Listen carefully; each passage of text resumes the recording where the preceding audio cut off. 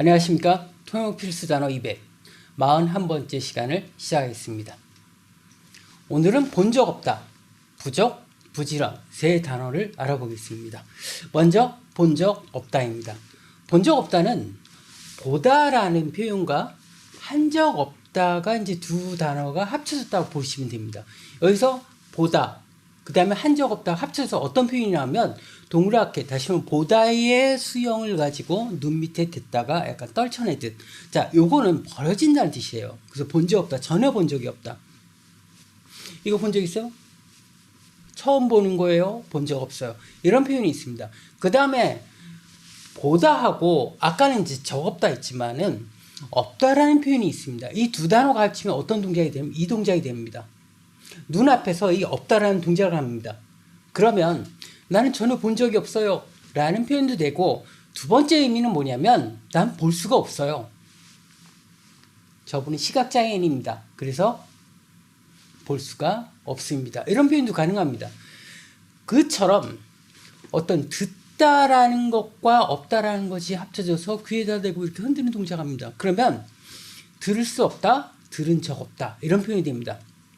누구에 대해서 소식 들은 적 있어?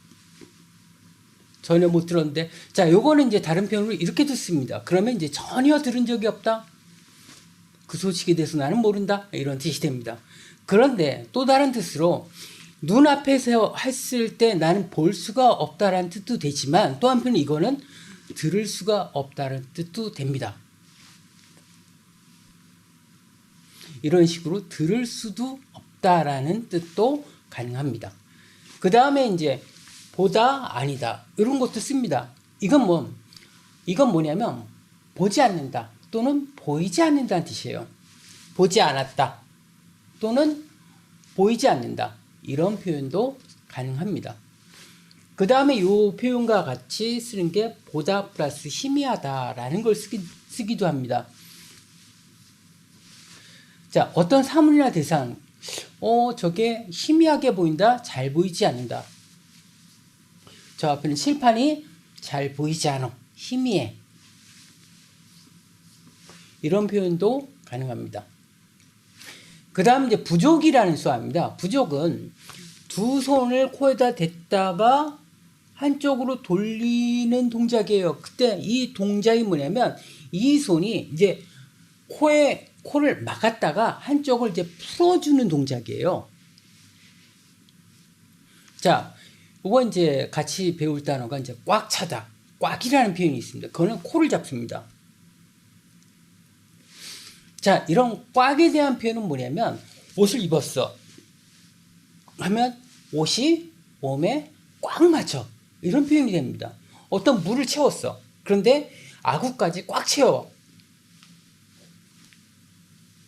자, 이게 꽉이라는 의미입니다. 그래서 꽉 낀다든지 완전히 채운다 라는 의미의 꽉입니다. 근데 이 코를 잡은 동작이 꽉 채운 동작이에요. 근데 한쪽 풀으니까 약간 바람이 새어나가지고 부족해진다라는 뜻을 갖고 있습니다. 그래서 이게 부족이라는 뜻이 됩니다.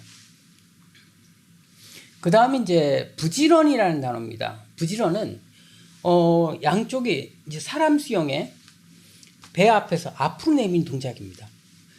이게 이제 1990년대 이전 단어 같은 경우는 이제 두 가지 형태의 수동이 나옵니다. 하나는 곧바로 앞으로 내미는 동작이 있고, 또 하나는 약간 흔들며 나가는 동작이 있습니다. 그래서 예전 수화책 보면 부지런하다라는 표현은 그냥 앞으로 내미는 동작이고, 열심히라는 표현은 흔들면서 가는 동작을 썼습니다. 자, 요 동작은 이게 사람입니다. 사람이 어딘가를 다닌다라는 거예요.